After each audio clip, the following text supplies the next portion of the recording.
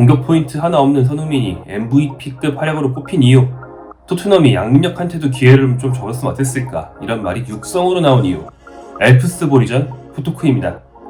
안녕하세요. 볼리TV에서 오늘은 손흥민 선수 소식을 전하게 된 빡빡이 기자입니다. 오늘 31일 오전 5시에 토트넘 경기가 있었고요. 손흥민 선수가 선발 출전을 했습니다.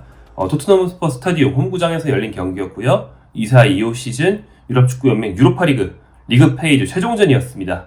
토트넘이 엘프스보리에 3-0으로 승리했고요. 그래서 리그 페이지를 5승 2무 1패로 마무리합니다. 총 36개 팀 중에 4위, 굉장히 좋은 성적으로 통과했고요. 8위까지가 16강에 자동 진출하고 그 아래 순위에서는 이제 16강 진출을 위한 플레이오프를 치르게 되죠. 그래서 토트넘은 플레이오프 없이 2경기가 추가되는 거예요. 플레이오프를 하면 그 2경기 추가 없이 직행했기 때문에 경기 숫자를 좀 줄였습니다. 그래서 지금 체력 부담과 부상자로 인한 굉장히 좀 전력 노출에 시달리는 그런 토트넘으로서는 굉장히 소중한 체력 세이브를 할 수 있었다. 이번 경기의 승리는 상당히 의미가 컸다 볼 수 있겠습니다. 사실 토트넘이 유로파리그에서 초반 3연승 이후에 그 뒤에 3경기는 부진했어요. 2무 1패에 그쳤고요. 이때가 그 리그 부진과 딱 겹치면서 이거 그냥 팀 자체가 가라앉는 거 아닌가 싶었습니다. 하지만 최근 호펜하임, 엘프스보리 2경기에서 연승을 거두면서 유로파리그에서는 반등이 성공했습니다. 호펜하임전에서 손흥민 선수가 2골을 몰아치면서 팀을 살려낸 바 있죠. 그리고 이번 엘프스보리전에서도 공격 포인트는 없었지만 팀의 승리에 큰 비중을 차지했습니다. 손흥민 선수 활약상이 곧 토트넘의 전반전 경기 전부였다, 이렇게 보셔도 됩니다. 손흥민 선수는 이제 선발 출전했고요. 왼쪽 윙으로 나왔는데요. 전반전에 쇼타임이었어요. 첫 번째 슛부터 손흥민이 날렸고 전반전 마지막 돌파까지 손흥민이 했습니다. 특히 드리블 정말 엄청 냈는데요. 손흥민 선수가 전반 14분에 먼저 굉장히 좋은 모습 보여줍니다. 왼쪽에서 수비 한 명을 제친 뒤에 이날 레프트백으로 나온 오랫동안 호흡을 맞춰온 이제 토트넘의 양대 노장이죠. 양대 고참 손흥민과 벤 데이비스와 2대1 패스를 주고받으면서 더 깊숙하게 들어가서 컵백 상황까지 들어갑니다. 그리고 거기서 수비가 공을 걷어내자 곧바로 코너킥 키커로 나서서 또다시 위협적인 코너킥까지 올려주는, 역시 손흥민이 측면 돌파와 킥까지 팀의 거의 모든 걸 맡고 있다는 걸 한번 보여줬어요. 이때부터 탄력을 받았습니다. 전반 23분에 더욱 자신감이 붙은 발재간으로 무려 3명을 돌파합니다. 손흥민이 3명 뚫고 들어가는 거, 요즘에는 사실 보기 쉽지 않았거든요. 하지만 이날은 보여줬습니다. 일단 한 명을 끈질긴 볼 경합, 뺏길 뻔했지만 이제 빠른 반사신경으로 공을 다시 빼앗아내는 볼 경합으로 뚫어낸 뒤에는 라크로케타, 따닥 하는 거 있죠. 예전에 흔히 팬텀 드리블이라고 불렀던 라크로케타를 한 명 뚫었고요. 마지막으로는 헛다리, 스텝오버까지 보여주면서 3가지 다른 기술로 3명을 돌파하는 정말 현란한 측면 돌파 보여줬습니다. 그러면서 올려준 공이 동료에게 닿진 않았지만 사실 상대를 붕괴시키기에 충분한 그런 플레이였고요. 전반 28분 이쯤 되자 상대가 손흥민의 돌파를 굉장히 의식하고 있죠. 이럴 때 오히려 연계로 전환합니다. 데이비스의 오버래핑에 맞춰서 톡 차주는 정말 좋은 패스였지만 패스에는 현란한 멋진 기술 이런 거 필요 없습니다. 패스는 타이밍이죠. 좋은 타이밍에 데이비스에게 패스를 줬기 때문에 데이비스의 크로스가 딱 나올 수 있었습니다. 이렇게 손흥민이 이지선대로 걸 수 있게 된 거죠. 돌파계, 패스계, 또 이제 다른 이지선도 있습니다. 안으로 파고들 거기에, 측면으로 뚫을 거기에, 손흥민이 다양한 특질을 가지고 있기 때문에 상대는 더욱더 막기 어려워집니다.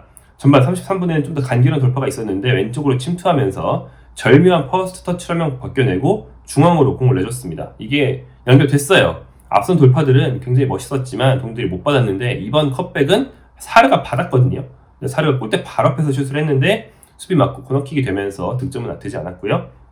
전반 39분 또 스텝오버를 보여줍니다. 헛다리 드리블을 보여줬고요. 왼쪽에서 스텝오버로 완전히 한 명을 뚫어버리고 중앙으로 공을 내줬는데 이번에 아치그레이가 들어왔어요. 그래서 발만 딱 대면 됐는데 선방에 막혔습니다. 이렇게 손흥민 선수의 패스가 팀원들의 결정적인 슛으로 여러 번 이어졌는데 진짜 한 끗 차이, 운이 없던지 상대가 잘했던지 해서 번번이 막히게 됩니다. 손흥민이 이렇게 돌파를 꾸준히 성공시켰을 뿐 아니라 코너킥 키커로서 올려주는 킥도 그냥 컨디션 상당히 좋았어요. 정확하게 위협적으로 동료에게 올려주는 모습이 있었고요. 슛도 괜찮았습니다. 그래서 하프타임에 체력 안배를 위해서 빠졌거든요. 근데 겨우 45분 동안 남긴 스탯이 돌파 성공이 무려 10회입니다. 10회.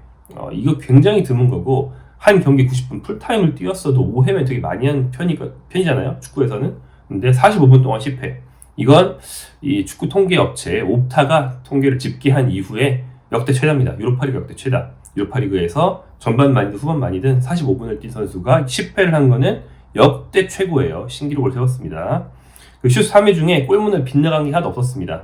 유효슛이 하나, 블록에 막힌 게 2개 있었고요. 그다음 키패스가 3개인데 이것도 경기 최다입니다. 풀타임을 소화한 선수들과 견줘도 똑같다. 공동 최다다. 루카스 베리발이 손흥민보다 오래 뛰었는데 공동 3회로 최다였습니다. 이렇게 엄청난 활약으로 손흥민 전반전을 지탱해줬는데 결국엔 득점되지 않았어요. 그리고 빠집니다. 하프타임에 손흥민 선수가 빠지고 체력을 안배하기 위해서 이제 쿠루세티가 대신 들어와요. 전반전은 왼쪽에 손흥민 중심, 후반전은 오른쪽에 셉셉이 중심으로 공격을 한 토트넘인데요. 근데 후반 20분에 드라구신이 무릎 부상으로 빠지게 됩니다. 이건 앞으로 리포트가 나와야 되겠지만 조금 결장 기간이 길어질 확률이 있어 보여요. 이날 미키 판더펜이 돌아왔거든요. 판더펜이 굉장히 잘해줬어요. 그래서 이제 드디어 승통이 튀나 싶었는데 요즘 포스텍 감독이 부상 복귀하는 선수들 함부로 썼다가 이제 판더펜과 로메로 장기 부상으로 전환된 이후에 굉장히 조심하고 있잖아요. 부상에서 돌아온 선수들은 풀타임 거지간하면 안 쓰거든요. 그래서 판더펜을 45분만 쓰고 드라고신으로 바꿨는데 이번엔 드라고신이 다치는 그런 일이 일어나면서 아마 다음 경기부터는 판더펜이 또 이제 노예급으로 뛰게 되지 않을까 이런 생각이 듭니다. 토트넘은 진짜 부상이 잘 날이 없네요. 아무튼 그렇게 본의 아닌 교체 카드를 쓰게 됐고요. 그리고 나서 여기 대처하기 위해서 이 센터백 자원이 벤치에 없었어요. 이미 드라고신을 투입했으니까. 그래서 임대 복귀시킨 데인 스칼렛을 최전방에 넣습니다. 스칼렛은 공격수잖아요. 그래서 설마 스칼렛을 센터백으로 넣는 만행은 아니겠지 싶었는데 그건 아니었고요. 무려 6명의 포지션을 이동하면서 부상에 대처합니다. 이제 뺐죠? 드라고신을 빼죠? 그러면 풀백이었던 벤 데이비스를 센터백으로 옮깁니다. 그리고 미드필더였던 사르를 레프트백으로 옮겨요. 그리고 윙어였던 클루세스키를 미드필더로 옮깁니다. 그리고 왼쪽 윙어였던 무어를 오른쪽으로 보내요. 그리고 센터포드였던 시알리송을 왼쪽 윙으로 옮깁니다. 그리고 데인 스칼렛을 최전방에 넣는 거죠. 정말 복잡한 변화였지만 어쩔 수 없는 그런 일이었습니다. 그런데 이게 궁여지책으로 투입한 스칼렛, 이날의 영웅이 됩니다. 클루세스키의 크로스를 이 스칼렛이 다이빙 헤딩으로 마무리합니다. 무려 데인 스칼렛의 토트넘 공식전 첫 골입니다. 이 선수가 프로 5년 차예요. 토트넘 뉴스에서 진짜 천재라고 막 하이프 받으면서 0001 시즌에 어린 나이에 데뷔했었죠. 그런데 그 뒤로 토트넘에서 자리하기 좀 쉽지 않았고 22-23 시즌 3부 리그원의 포츠머스에서 임대돼서 4골 넣었고요. 그리고 지난 시즌은 주로 이제 1군에 머무르면서 보여준 게 없었거든요. 이번 시즌에 2부에 옥스포드로 임대돼서 전반기 4골을 넣긴 했는데 전반기 4골 그 나쁜 건 아니죠. 그래도 프리미어리그에서 막 먹힐 정도는 아니었어요. 하지만 워낙 선수가 없다 보니까 양민혁을 QPR로 임대 보내면서 데인 스칼렛을 임대 복귀시키는 그런 선택을 했습니다. 그런데 스칼렛이 진짜 기대 이상으로 복귀 첫 경기에서 바로 득점을 하면서 고대하던 토트넘 데뷔골을 5년 만에 넣게 됩니다. 정말 기뻤겠죠? 그리고 이어서 유망주들이 흥을 내기 시작합니다. 데이몰라 아자이 역시 데뷔골을 넣었고요. 아자이 사실 1군 자원이라고 그렇게 거론돼도 그런 선수는 아니었거든요. 그죠? 무어, 랭크시아 이런 순서였단 말이에요. 근데 아자이조차 오른쪽 측면에서 중앙으로 파고드는 정말 멋진 돌파 이후에 스칼렛과 이델 패스 주고받고 왼발 슛을 꽂아 넣으면서 토트넘 데뷔골을 넣게 되고요. 그래서 스칼렛은 1골 1도움이 됩니다.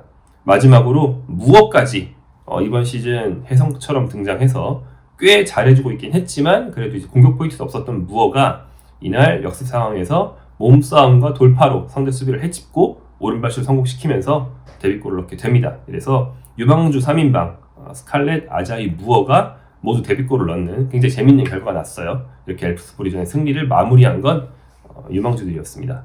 승리를 처음에 포문을 열고 경기력을 좋게 이끌어준 것은 손흥민, 노장, 주장, 그리고 승리의 마침표를 찍은 건 유망주, 이렇게 요약할 수 있는 경기였습니다. 경기 끝난 뒤에 손흥민 선수가 무어와 아자이를 꼭 안아주고 막 그 손흥민 잘하는 거 있잖아요. 후배들한테 되게 잘해주는 거 이렇게 안고서는 막 해주면서 정말 격렬하게 축하해주는 리더십이 있는 모습, 또 손흥민 특유의 모습 볼 수 있었습니다. 이날 손흥민 선수의 활약이 가능했던 이유에 대해서 생각을 해봤습니다. 그것은 아무래도 주변의 환경을 잘 세팅해줬다, 이런 이유를 볼 수 있을 것 같아요. 참고로 엘프스보리가 약해서 그런 거 아니냐 이렇게 생각하실 수도 있는데 물론 토트넘보다는 약팀이 맞죠. 그리고 결과적으로는 유로파리그에서 24강에 못 들어서 탈락하긴 했어요. 하지만 이날 패배를 포함해서 3승 1무 4패로 탈락한 거지 무슨 뭐 7패, 8패 이런 팀이 아닙니다. 특히 최근에는 2승, 2연승을 하고 있었단 말이죠. 그래서 이 팀은 절대로 만만한 팀은 아니었다. 그래서 사실은 뭐 너무 전력차가 많이 나니까는 뭐 쉽게 이긴 거 아님? 이렇게 생각하실 필요는 없다. 이렇게 보셔도 되고요. 상대가 나름대로 실력적으로 나오려고 런던 원정이니까요. 3백에 좀 이렇게 웅크리고 있다가 역습하는 위주로 하려고 했는데 그 웅크린 수비를 번번이 다 헤집어낸 것이 바로 손흥민이었습니다. 손흥민 선수가 잘할 수 있었던 비결은 아무래도 눈치껏 손흥민과 잘 짝을 맞출 수 있는 레프트백의 존재, 그리고 손흥민 본인이 왼쪽 측면으로 높게 전진해서 수비 부담 좀 덜하고요. 공격의 중심으로서 많은 롤을 받았던 거, 이 두 가지가 아닌가 싶어요. 손흥민 선수가 수비 부담 좀 덜하고 공격의 에너지를 온전히 돌파에 쏟을 수 있을 때, 특히 이날은 아마 45분만 뛰고 나가기로 약속이 되어 있었던 것 같죠. 손흥민이 풀타임에 대한 부담 없이 45분 동안 모든 걸 불사르겠다 이런 생각을 하고 본인이 많은 짐을 짊어지려 하는 게 눈에 보였어요.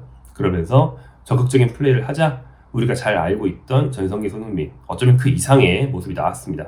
벤 데이비스가 그동안 손흥민과 함께 뛰었던 모든 풀백 중에서 잘 맞긴 잘 맞아요. 뭐 오랫동안 서로를 잘 알고 있기도 하고. 그래서 벤 데이비스가 컵백을 하든지 손흥민이 컵백을 하든지, 그러니까 손흥민이 벌리면 벤 데이비스가 안으로 들어가고, 벤 데이비스가 벌리면 손흥민이 안으로 들어가고, 또 벤 데이비스가 손흥민이 돌파할 수 있게 만들어주는 어떤 세팅을 해주고, 아이솔레이션이라고 그러죠. 그러니까 돌파를 하려면 손흥민이 두 명한테 둘러싸이는 게 아니고 한 명만 맞닥뜨리는 게 필요할 거 아닙니까? 그럴 때 벤 데이비스가 좋은 타이밍에 공을 또 빼준다든지 한 명을 유인해준다든지 이런 식으로 호흡을 맞춰줬어요. 화려한 플레이는 없었지만 손흥민을 받쳐주는 플레이 벤 데이비스가 잘해줬다. 그러니까 이렇게만 해주면 좋을 텐데 같은 쪽에 뛰는 풀백이 내가 주인공입니다 이러면서 본인이 공 가져가려고 그러고 오히려 손흥민을 벌려놓고 자기가 주인공이 되려고 안으로 막 파고들고, 이런 플레이를 좀 덜 하면 서로 시너지가 난다는 걸 벤 데이비스가 노련하게 보여줬습니다. 역시 손흥민 위주일 때 손흥민은 더욱 강해진다, 그리고 팀 공격도 잘 풀린다 라는 걸 보여준 그런 경기라고 보이고요. 사실 좀 재밌는 타이밍에 나온 활약입니다. 왜냐면 마침 토트넘이 바이에른 뮌헨의 마티스 텔을 약 900억 원에 영입한다는 파격적인 뉴스가 나온 날이거든요. 마티스 텔 영입을 위해서 여러 프리미어리그 팀들이 경쟁해 왔는데 손흥민 선수가 있는 이 토트넘이 가장 적극적이다. 그래서 막 인원을 파견해가지고 협상을 정말 적극적으로 해서 6천만 유로, 900억 원은 그냥 쾌척할 것이다, 이런 소식이 막 나오고 있어요. 그런데 마티스 텔의 포지션은 손흥민과 정확하게 겹칩니다. 이 선수 왼쪽 윙어거든요. 그리고 왼쪽 윙에서 안으로 파고들면서 득점하는 스타일이고요. 그렇다 보니까 이 경기에 손흥민 선수의 경기력과 좀 맞물려서 생각이 되는데 시각이 갈릴 수 있습니다. 왜냐면 손흥민이 가장 경기를 잘한 선수지만 공격 포인트는 없잖아요. 그렇다 보니까 어떻게 보면 손흥민이 여전히 경기력의 핵심인 것을 증명한 엘프스보리 견이다. 마티스 텔이 오더라도 손흥민의 입지는 굳건할 것이다, 이렇게 해석할 수도 있고, 다르게 보면 손흥민 빠진 뒤에 유망주들이 결국 골과 도움을 하지 않았냐, 결국에는 텔을 비롯한 10대 유망주들 위주로 꾸려도 이 팀은 잘 돌아간다, 이렇게 해석할 수도 있는 거죠. 제 생각에는 후자는 좀 결과론적인 것 같고 여전히 손흥민의 중요성 잘 보여준 그런 경기가 아닌가 생각이 됩니다. 텔이 오든 누가 오든 손흥민 선수의 비중 여전히 있는 팀이고 서서히 대체를 하려고 해야지 갑자기 900억 원 선수가 탁 와가지고 손흥민 선수 딱 대체하고 이건 좀 어렵다는 거죠. 만약에 텔이 영입이 성공할 경우에는 손흥민과 어떻게 공존시킬지 고민해야 하는 그런 포스트 감독의 고민이 좀 짙어지는 날이 아니었을까 생각이 됩니다. 그리고 많은 유망주들의 활약을 보면서 좀 뒤늦게 든 생각도 있습니다. 양민혁도 좀 써보고 보내지 라는 생각이 들었어요. 이날 포스텍 감독의 유망주 투입은 계획된 건 아니었어요. 포스텍 감독은 잘 아시다시피 유망주를 일정 숫자 이상 쓰고 싶어 하지 않아요. 안 쓰는 사람은 아니지만 본인의 상한선이 있어요. 그리고 이미 상한선이 찼거든요. 양민혁을 보내면서 이렇게 얘기를 했죠. 우린 더 이상 유망주를 투입하는 것만큼은 The last thing I want to do, 내가 하고 싶지 않은 일이다, 내가 마지막으로 하고 싶은 일이다, 이런 말을 했거든요. 그러니까 이미 베리발, 그레이, 무어 포지션별로 06년생, 07년생을 다 쓰고 있는데 유망 더 쓰고 싶지 않다. 더 쓰는 건 어쩔 수 없이 조금 쓰는 거지 나는 이제 양민혁이든 누구든 주전급으로 쓸 생각은 없다, 이런 말을 한 거예요. 근데 사실 좀 본인 기준이 그렇다면 그럴 수 있는데 갇혀있는 생각일 수도 있잖아요. 팀에 부상자가 많으면 같은 포지션에 2명이든 3명이든 쓸 수도 있는 거 아니에요? 다들 잘해줄 수도 있는 거고요. 근데 이제 포스트 감독은 그럴 생각이 없었단 말이죠. 그날 이날 많은 부상자 때문에, 그리고 또 막판에 체력 배터리용으로 유망주들을 연달아서 기용해 봤더니 다들 골을 넣은 거예요. 그러면서 좀 생각을 일찍 바꿔서 양민혁도 좀 전향적으로 보지 이런 생각이 드는 거죠. 일단 현재로서는 양민혁 선수의 QPR 임대 자체엔 불만 없습니다.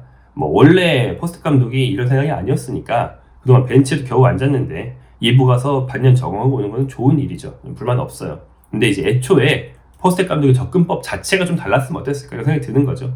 양민혁뿐 아니라 유망주 전반적으로 더 잘 기용했다면 어땠을까. 왜냐면 벤치에 그동안 유망주들이 계속 앉았거든요. 주전 선수들의 부상 때문에. 그쵸? 이날 골 넣은 선수들뿐 아니라 뭐 올루세시도 있고요. 뭐 많이 있는데 최대한 조금 기용하려는 노력을 포스트 감독이 해왔습니다. 그래서 더 자주 썼다면 이들에게 기회도 주고 이들 중에서 더 일찍 뭐 이날 득점한 선수들이 더 일찍 좀 이렇게 두각을 낼 수도 있는 것이고 손흥민을 비롯한 주전들의 체력도 더욱더 세이브해서 그들의 경기력도 끌어올릴 수 있었겠죠. 이날 손흥민이 45분만 뛰니까 얼마나 폭발적인 활약을 했는지 우리가 볼 수 있었잖아요. 그래서 사실은 뭐 이런 말이 결과론적으로 할 수밖에 없습니다. 왜냐면 저 같은 사람들이 유망주를 기용해야 된다 이런 말을 너무 강력하게 하기 쉽지 않아요. 유망주들이 뛰는 걸 제가 본 적이 별로 없잖아요. 유망주는 많이 못 뛰어서 아직 유망주인 거니까 주전이면 제가 플레이를 보고선 분석을 할 수 있지만 그래서 유망주들의 플레이를 들어본 기자가 드물기 때문에 아무래도 감독 판단이 맞겠지 이렇게 생각하고 감독한테 막 토를 하기 쉽지 않거든요. 근데 뭐 이제 결과론적으로 증명이 됐으니까 양민혁도 좀 써보지 이런 생각이 들긴 합니다. 자, 아무튼 프리미어리그에서 데인 스칼렛을 비롯한 이번 경기에서 좀 잘한 선수들이 탄력을 받고 자신감이 붙어서 계속 잘하고 플레잉 타임을 계속 받는다면 양민혁의 임대가 조금 더 아쉬워지지 않을까 이런 생각이 들었고요. 포스텍 감독의 묘하게 좀 보수적인 면이 아쉽긴 하지만 양민혁 선수는 퀸스파크 레인저스에서 잘해주기를 응원하면서 FC 보리전 후토크는 이제 손흥민으로 시작해서 양민혁으로 끝내면서 마무리해 보겠습니다.